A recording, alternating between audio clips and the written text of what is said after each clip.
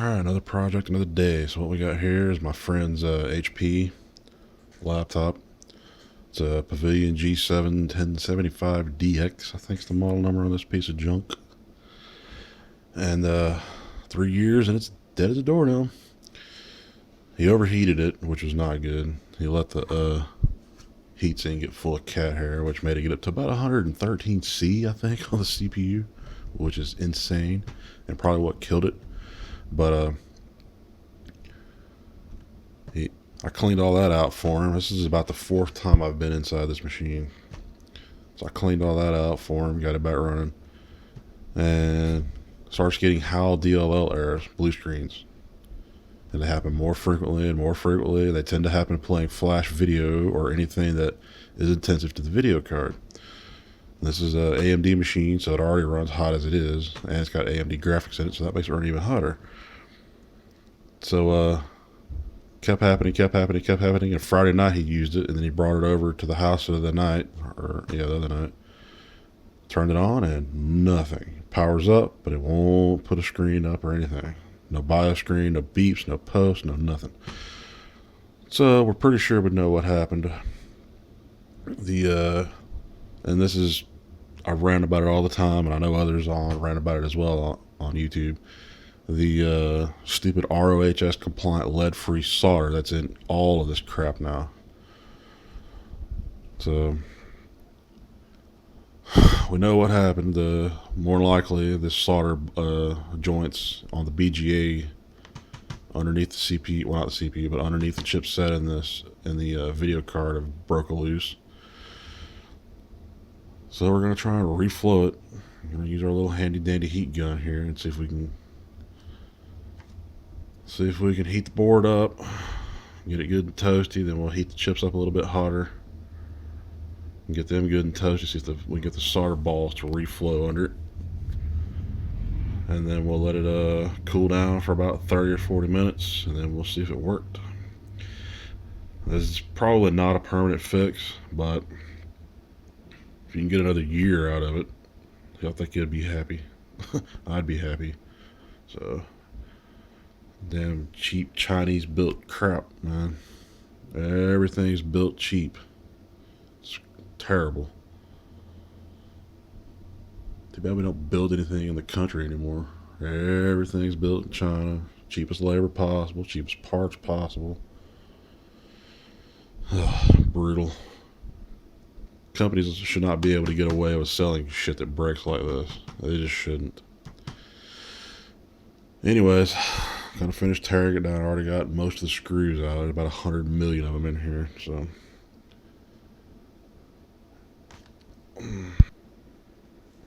Alright, so here's the board out. He's done already let it get dirty again, it looks like. So first thing, this is your probably a Southbridge chip on this board. We'll have to take the CMOS battery out because you don't want to put heat on it and have that blow up. All these stickers have got to come off because they'll melt. Let's see what else. Gotta make sure we don't apply heat to the capacitors. You don't want them to pop. That would be bad news. And that sticker will have to come off. Thankfully there's not a lot of stickers on here. So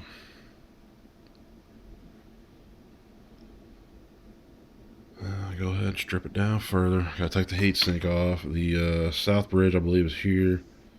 Of course, CPU's there, and then the video card is under this sticker right here.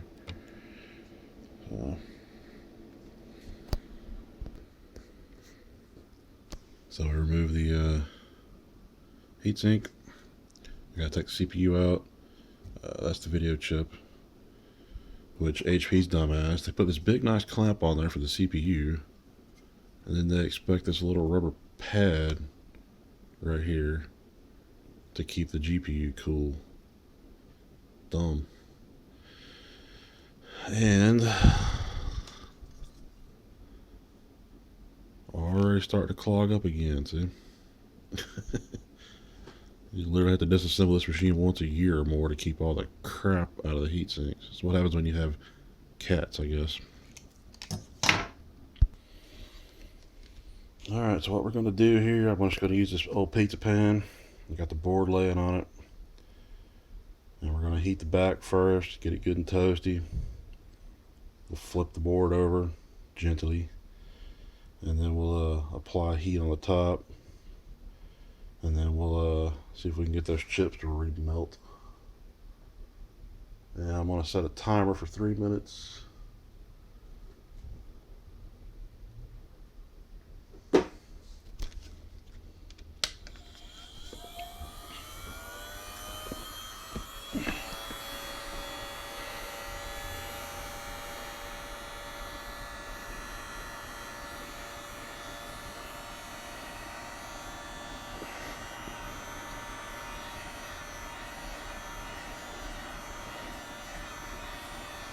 Whew, new heat gun stinks.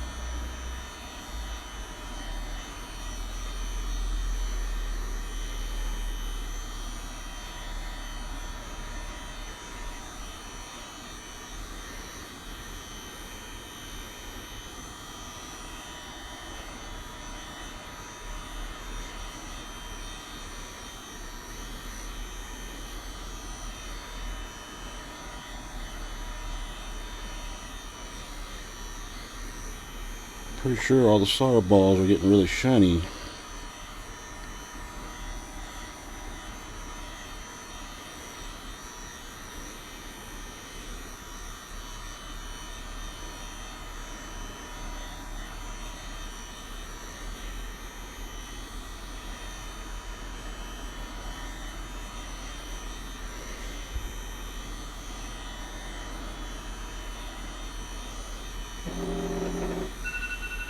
Alright, that's the timer.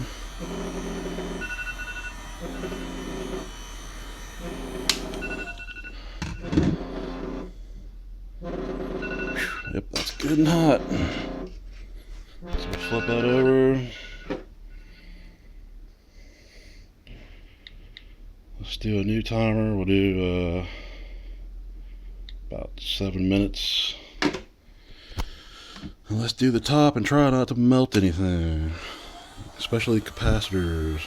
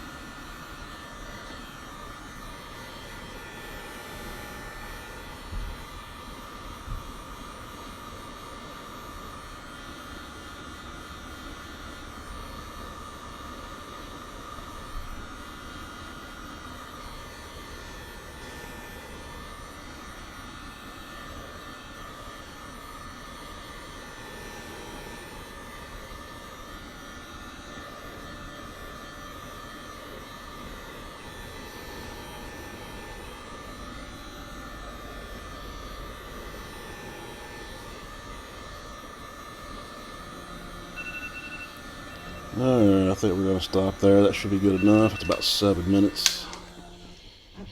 And now what we'll do is we'll let it sit here cool for 30. Wake up, iPhone. Alright, so now what we'll do is we'll set a timer for 30 minutes. And let it sit here and recure. And see what happens. There's a lot of heat coming off that board. So we shall see if it worked or not. Alright, we got this puppy back together somewhat. Let's see if the reflow works. Alright.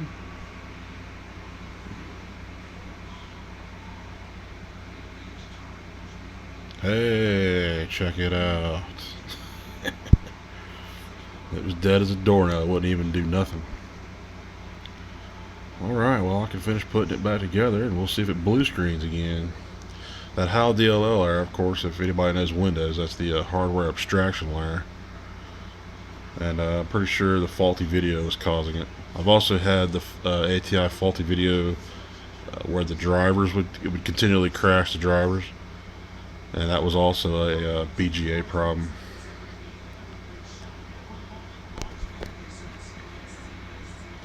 Alright, well let's finish putting it back together and see what we can do with it. Alright, so it's back running. It did blue screen trying to watch a Hulu video earlier, and like he said, it's been blue screening a bunch. It's all HAL DLL errors. I did some research, and I think we know what the HAL DLL is actually is. If you see here, you'll see bug check, and it's bug check 124. And according to some research, especially with AMD CPUs, it's CPU related. So it is possible that when he let it get plugged up full of cat hair and it got up to 113 degrees Celsius, that it probably damaged the cache memory on the CPU. So I think what we'll do next, now that we've reflowed the board and got the video fixed, see about sourcing a new CPU off of eBay. It's a 50-50 shot we'll get one that doesn't have the exact same problem, but these Phenoms, this is a Phenom 2, they run toasty, so I mean it's putting out some heat right now, but we're pretty sure that's what it is. So I'll talk to him, see if he wants to get a CPU for it, and we'll put that in there. Maybe that'll solve the HAL DLL issues, because that bug check 124 is related to CPU, so it's most likely the cache is bad.